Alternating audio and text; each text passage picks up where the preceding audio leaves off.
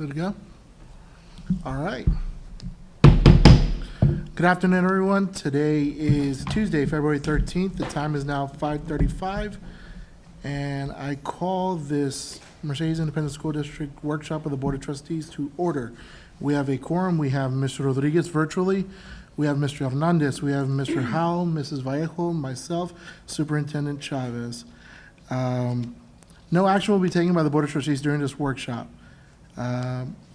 Mrs. Sines, any public comment? No, sir. No, ma'am. All righty, we'll move on. Mrs. Chavez. Sorry. Good evening, Mr. President, board members and guests, and our administrators. This evening, we wanted to update you on the final bond plan as assessed and put together by the administrative team and through their collaboration and effort in gathering needs assessments district-wide. And I'm going to ask Mr. Herrera to be up at the microphone as we review the final proposition.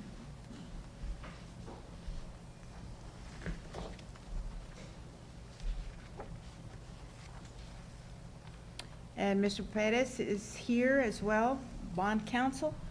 Okay.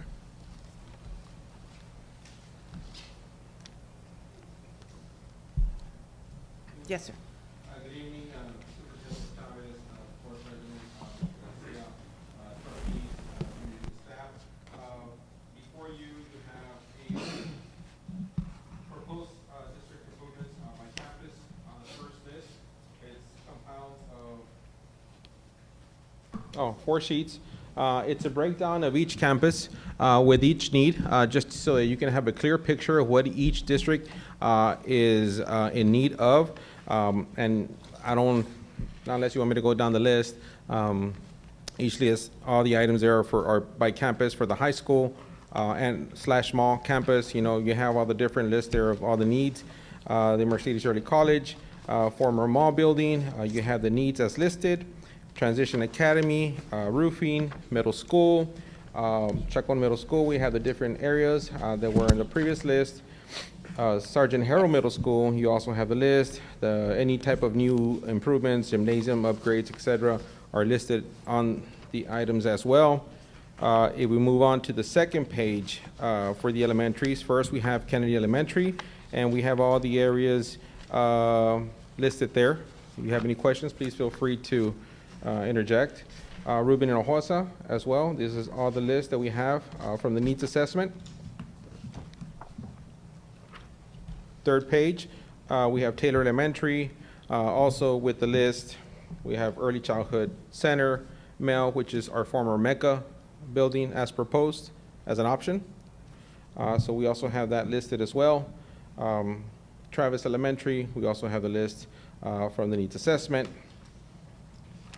On the fourth page, we have the department needs from the auditorium, CNS warehouse building, which was their previous building, transportation department, vehicle replacements, and equipment needed. I'll provide you with some time. If you have any questions on any of the campuses or department or any of the listed needs.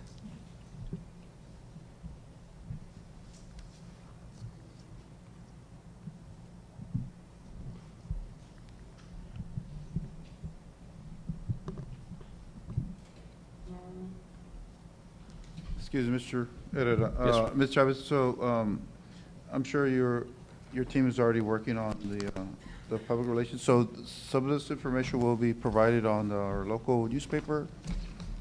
Yes? We're going to be working with our community family members as well from within each of the campuses. And we're going to come back and revisit the format of that presentation, and we're already working on that. The district, this morning I met with the Director of Technology, and we're looking at a designated link. If the board moves forward as of this evening, then we're going to be looking at a designated link on our website so that we can make this information available. And also within your packet, we wanted to make sure that you were also very familiar with the implications in terms of our financial advisor and communication to the district. And then in the work with our CFO, I'm going to go ahead and ask our CFO, Ms. Garza, to please come up and address the tax implications for the community. And then I'm going to ask bond counsel as well to elaborate on that as well. Give us a few minutes and then Okay. I'm going to.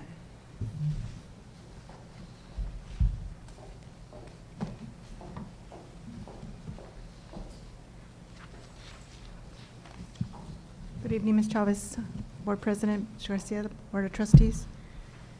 Before you, we have this spreadsheet that looks like this. I hope everyone has it. We have the projected decrease in taxes with the 100,000 homestead exemption. We have what we had prior in 2023. What we had in 2024 as we started the year, and then what the proposed will be with the bond in 2025. If we look at the first one, it's the 40,000 homestead for year 2023. The average home value was 119,524. The taxable value for that at that point in time was 61,000 after the 40,000 removal. The total tax rate was 1.0960 with a projected taxes of $671.29. For 2024, with the 100,000 homestead, we had the average home value of 119,524. The taxable value moving to 19,524 at the total tax rate of 1.0960 for a projected taxes of $213.98. Now, the proposed 100,000 homestead exemption plus the bonds would put the average home value at 119,524 with a taxable value of 19,524 for a total tax rate of 1.2560. This would be for the 0.50 cent increase that we're proposing for the bonds. And the projected taxes for that would be $245.22. If we look at right below where it says projected less in taxes, this is the difference between the old rate of the $671.29 minus the new rate and the difference in that amount.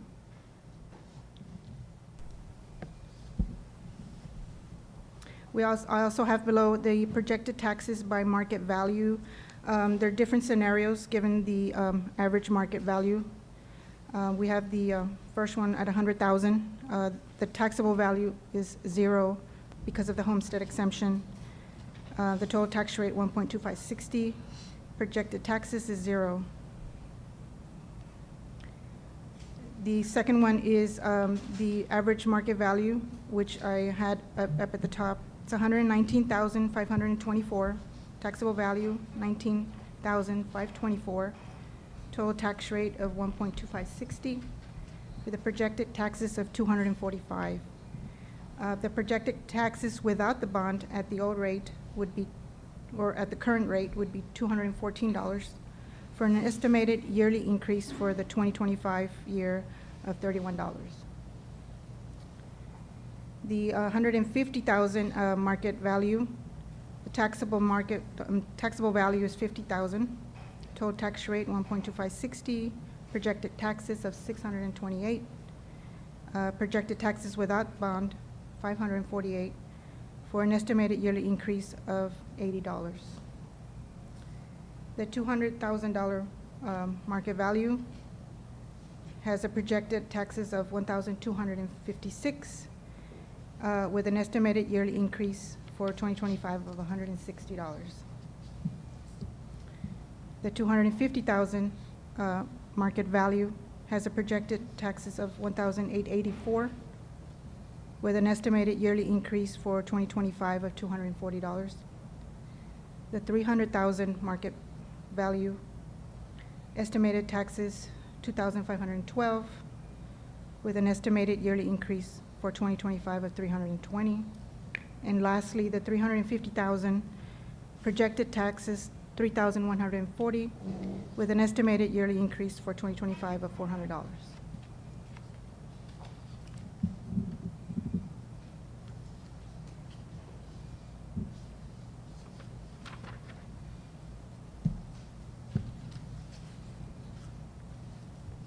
Any questions?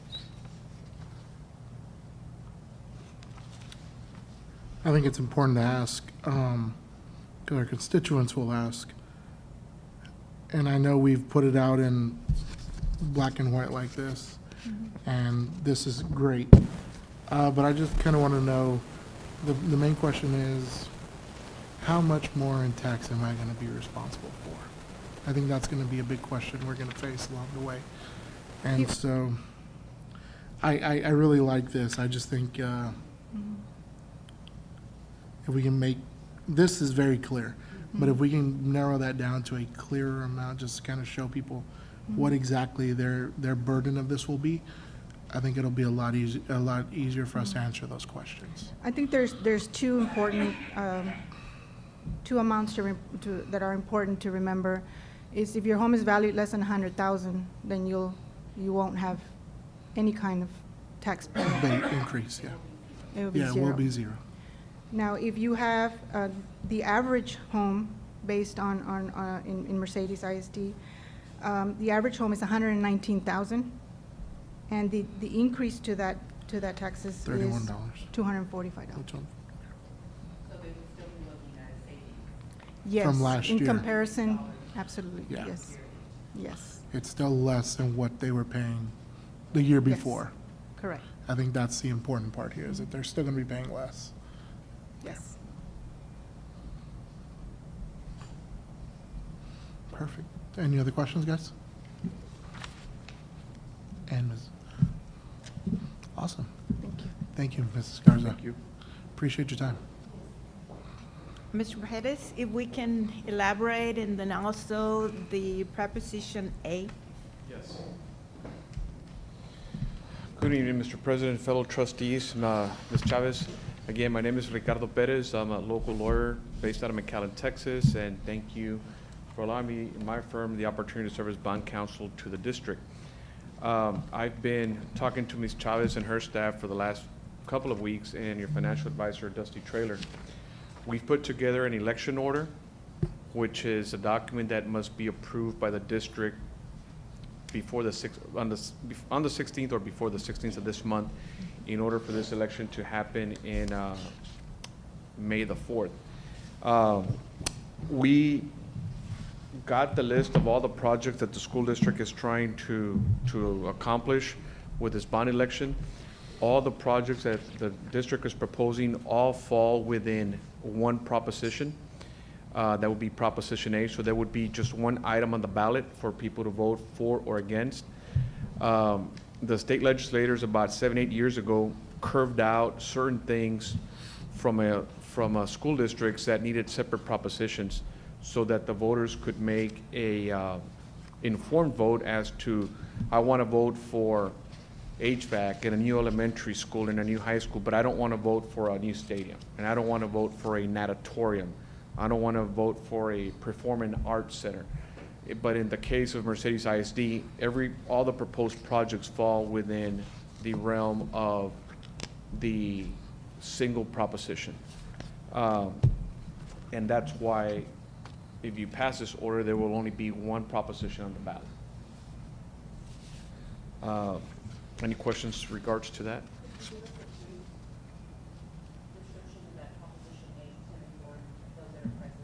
Yes.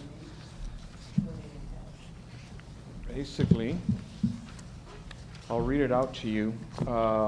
This is exactly what it says. The ballot would say, official ballot, the Mercedes Independent School District, Proposition A. The issuance of $48,125,000 in bonds for the construction, acquisition, and equipment of school buildings in the district, the purchase of the necessary sites for new buildings, the purchase of new buses or school buses, and levying an imposition of taxes sufficient to pay the principal of and interest of the bonds, on the bonds, and the cost of any credit agreements. Required statements for all school district bonds, propositions pursuant to section 45.003 Texas Education Code. This is a property tax increase. You vote for or against. That'll be the official language on the ballot. And all this is straight from the statutory language? Yes. And it would cover all the projects that we need to Yes. do? And doesn't necessarily mean we're gonna do all those things in the proposition, but that is the statutory language That from is the a, state? that's a language that's authorized by the statute to be in the ballots. And, you know, it's, the statute gives you a catch-all language to allow you to do anything you want to do, except build a stadium with 1,000 seats or more, or a performing arts center, or a natatorium. You know, a lot of things change, right? You've got your list of projects right now. You call this referendum. It passes in May the 4th. You sell bonds, you know, in the summer. You get your money in August. And then, you know, one of your campuses burns down for an act of God, right? I mean, you know, lightning strikes it or something. Or you weren't planning on building a new elementary school, but now you have the authority to do it Okay. because of this language. You know, who knows, maybe a year from now, you might say, well, the neighbor from the high school's got an acre for sale, we want to buy that, so we can increase, you know, the playground or something like that. And this language allows you to do all that stuff. It also allows you to buy school vehicles, school buses if you need to. Now, if there's no more questions on the proposition, the other thing that I'd like to advise you is that the school district itself cannot be promoting the bond.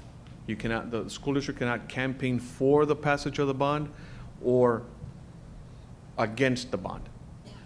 All that the school district can do is use district resources, which would be a district copier, district internet system, district paper, to promote facts of the bond. What are facts? What Ms. Garcia just written. So like just this, for example, that she just covered. Oh, yeah, you can put all that on your webpage, you can post it, you can do everything that are facts. You just can't put that and say, please vote for the bond, do it for the children, the schools need it, or don't vote for the bond. None of that stuff can be on anything that the school puts out there. Oh, yeah, word of mouth you can. What about this bond plan? We can, So as long as they're all facts, you can give them out. Okay. You can post them. You know, there's other districts that form committees. They form bond committees. And some districts, the bond committees are against the bond election. But there are citizens from the community, right? And citizens from the community can also create a committee to promote the bond. And they can go put, you know, vote for or vote against or whatever it is that they want to do. It's just the district can only publish facts, can only expense money of the district for facts, factual stuff. We're having a bond election. These are the early voting places. This is election day. These are the times. These are the facts. This is the tax rate implication. These are the projects, but nothing to either entice or prevent somebody from voting for it. No fake news. And another thing that, you know, I always tell school districts, because I represent a lot of issuers, is when a district like Mercedes wants to issue a referendum, they're like these $48 million. I'm not sure exactly what is the amount of the state aid, but I think it's what, about close to 70%? 60, right? I mean, the state is paying for 60% of your debt. That's why your taxes are so little. And a lot of times, you know, people from the community, their kids go to school here. This is where they learn. This is where they get educated. And then, you know, the county has a $200 million bond election. And the drainage district has a $200 million bond election. And the college's got a $300 million bond election. And it passes. And your taxes are increasing, right? I mean, you get some benefit, you know, but your children really aren't. I mean, indirectly, yeah, but you know what I'm saying, right? This is And more here, I direct. mean, like, you'll go vote for the drainage district bond, but you won't vote for the school bond, and this affects your children. And the state's paying you 60% of all this debt. And the drainage district, you're paying 100% of the debt. And I think that's worth saying again, the state is gonna be paying for 60% of this debt. Yeah. So,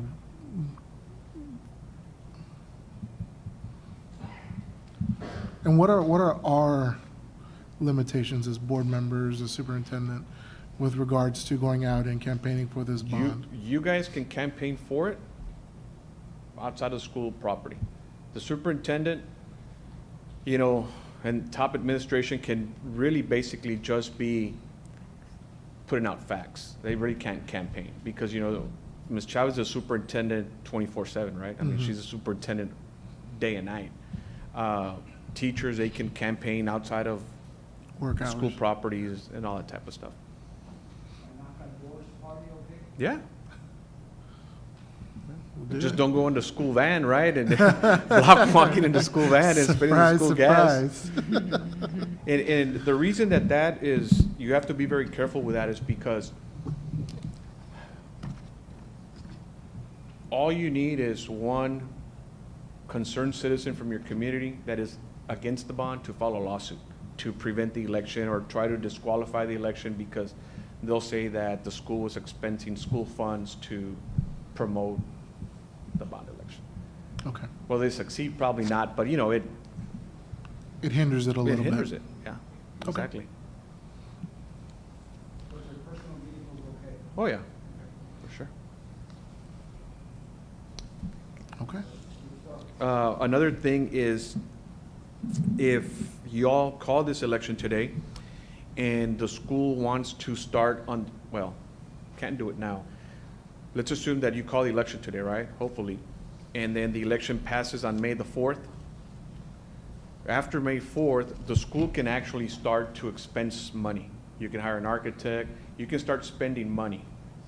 But we would have to pass what's called a reimbursement resolution. And let's assume the school gets from their general fund or from their reserve funds, you know, spend $1 million or $2 million or whatever, right?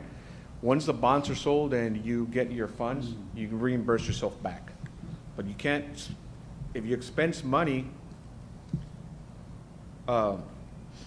you expense money now, you can only go back 90 days from the day that you adopt the resolution. Okay.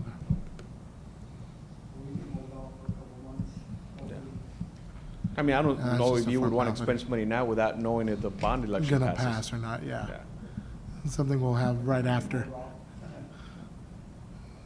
Let's get through May and then we can worry about the reimbursement funds. But it's I mean, I would say it's free money, but it's a lot of aid for our local school districts down here. Absolutely, Yeah. absolutely. Mr. Bettis, I got a quick question. Yes, sir. On the procedures of actually running the bond and the taxpayers voting, it'll be just like a regular voting procedure like That's it. the county? Yeah, countywide. Okay. Actually, what the district does is, they've probably already contacted the elections department, Okay. and they'll send us a questionnaire, we'll fill it out, you have to prove a contract. I don't know what they charge, 15, 20,000, 25,000, Okay. and they run the election for the district. Okay. All they'll do is Because give us the results and you- then we'll canvass it. Yeah, I just, I'm kind of reserved because previously we ran a bond, and I don't know if our team here recalls, I hope we don't do it that way, where it was a paper ballot, and it was an exclusive little place, and I don't know if any of you recall that. It was a bond that was, I hope we don't go that route. Actually, I really what's would happened, not. Mr. Hernandez, the legislators have almost, they haven't made it impossible, right? Because it's unconstitutional for them to prevent the school district from conducting your own election, Bingo. but they've made it really difficult. I mean, you gotta, before you used to have 3 steps, now you need 10 steps to where it's to the Okay. point where like, county, just take care of it. And they need 5 steps and it's cheaper for them to run it. For the same reason, because they, you know, they don't want the issuers having their own elections. They'd rather the county run everything. And then the state just goes to, how many counties in the state? 267, I think? 254, 254? I believe so. So then the state, when they need data from all the counties, they just go there and they extract it for all their cities and all their school districts or all, all their governmental entities, instead of poking around every school district throughout the state. Can the bond win with one vote, or did you have to? One vote. One vote. Anything else is a wasted effort. I'm just kidding. Any other questions? And it's a very, I know you read it to us earlier, but it's a very straightforward yes or no, yes in favor of the bond, no That's in it. favor, no against the bond. Okay. But what do you mean by that? Well, I know that previously in the state elections, we've had where they propose these propositions, and if you're voting yes, you're voting one thing. If you're voting no, you're voting the Oh, other. no, it's just yes or no. Okay. Yeah. Yes, sir, Mr. Hall? No. Okay. Sorry, Mr. Hall. Is it yes or no, is it for or against? I'm sorry, it is for or against. Yeah. Oh, okay, even better. Any other questions? Mr. Rodriguez? No, thank you, Mr. Pettis, very informative. Thank you, sir. Awesome. Thank you very much for your Thank you, time, sir. sir. Thank you, Mr. Thank President. Thank you. you, Ms. Chavez. Thank you.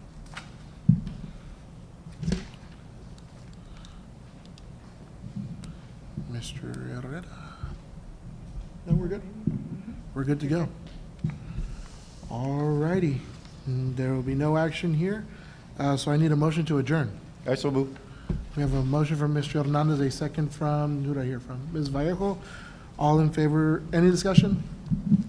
All in favor, vote by saying I aye. have a discussion real quick. Oh, yes. Do you have a discussion? I have a quick, Oh, yes, sir, sorry. just a quick comment. Very, very enthusiastic. I'd like to thank you, Ms. Chavez, and your staff, especially your staff. I know you have your family, and, we had a lot of hours working on this. As a, concerned taxpayer, to say the least, right? It's heartbreaking when the previous bond was very questionable, and I'll be real honest, my wife and I were very upset, and the paper ballots, and then over at the mall campus. But said that, that's what water underneath the bridge, but for the youngsters, when I'm long gone, I go, stick to your principles and say, no, this is the correct way of doing things, So it's really enlightening and very encouraging when Mr. Pettis says, the state has stepped in. They stepped in and says, no, none of this paper ballots. Let that be known, and I want that to be on the record that we will not step back anymore. I'm really excited with this board and the superintendent that we're doing the right thing. So I'm a big supporter of the bond, so I just want to put that on the record, Chairman. So I yield. Thank you. Any other discussion? I'd just like to thank Ms. Chavez, the superintendent, and all her staff. I know we've been working very diligently, and we've been working long hours, but at the end of the day, like Mr. Hernandez said, it's for our students, and this is long overdue. I know I've said it time and time again, and, I won't get tired of saying it, and I'm glad to be part of it and looking forward to this bond being passed. And thank you this evening for the individuals that presented. It was very clear, the amount of cents it's being increased. Homes, average home in Mercedes, $119,524. With the bond, if it passes, hopefully it will, they're still looking at a decrease in their taxes with $426. So that's really good to know that it's really not going to impact a lot of our base. homeowners, being that that's the average home, the cost of the average home in our city. So just looking forward to it, and can't wait for that day to get here, that all of it is done, and see the faces on our students. And, it's just to provide better learning environment, more safe environments overall. It's just, at the end of the day, for our students and for our staff. Absolutely. I just want to say what a glorious blessing. The stars have definitely aligned for the kids in the district.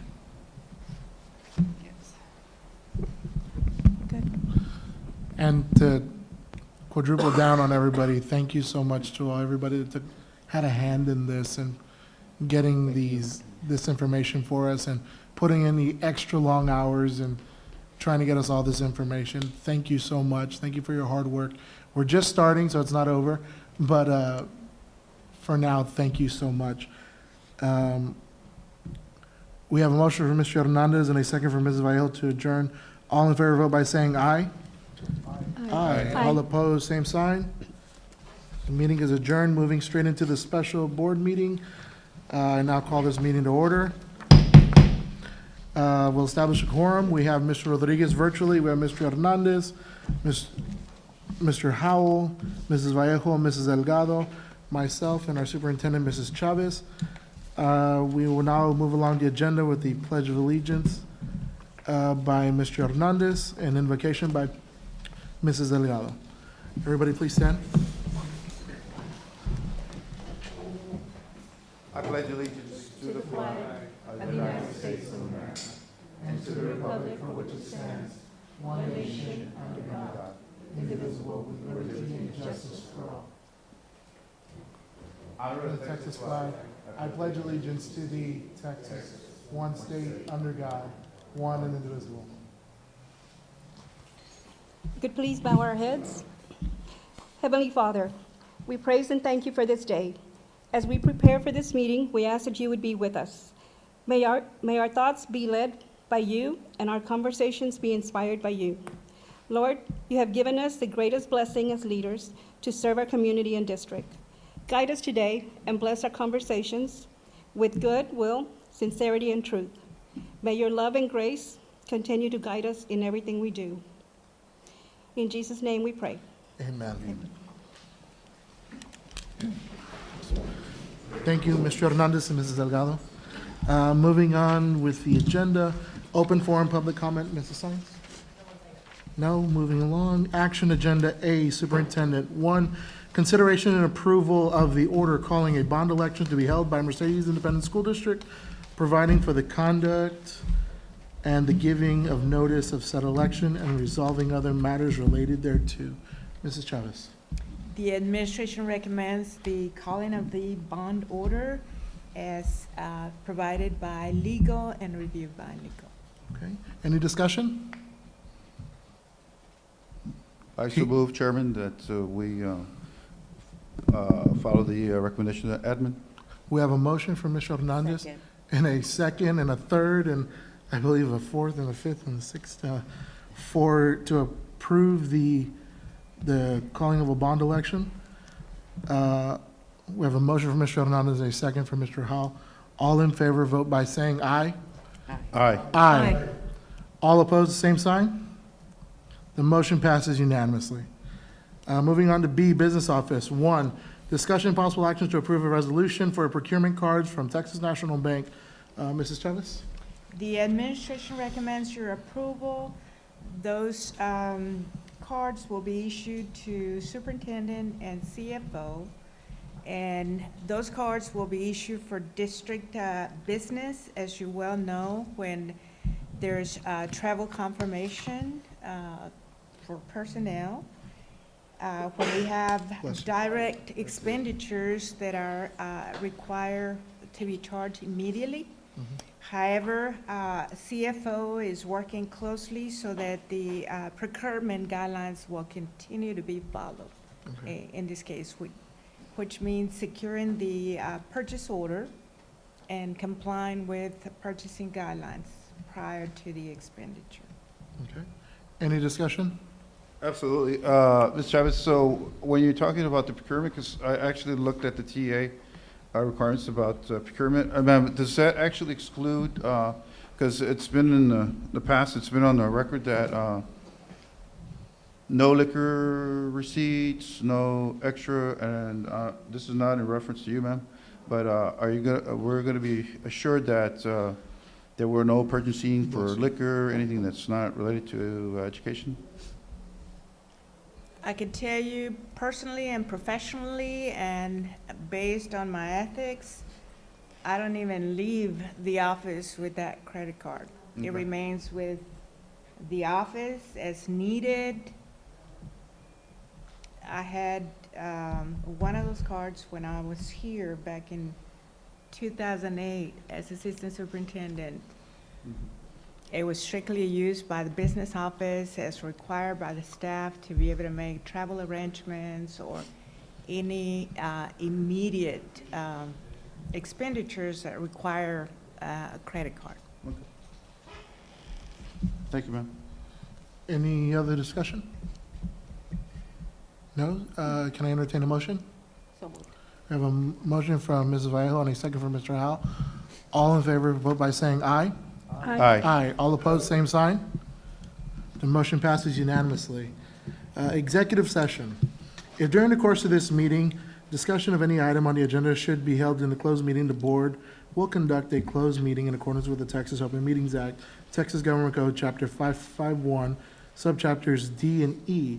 The board may consult with legal counsel on a matter discussed in executive session,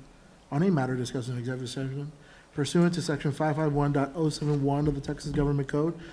A, personnel pursuant to Section 551.074 of the Texas Government Code, and attorney consultation pursuant to Section 551.071 of the Texas Government Code.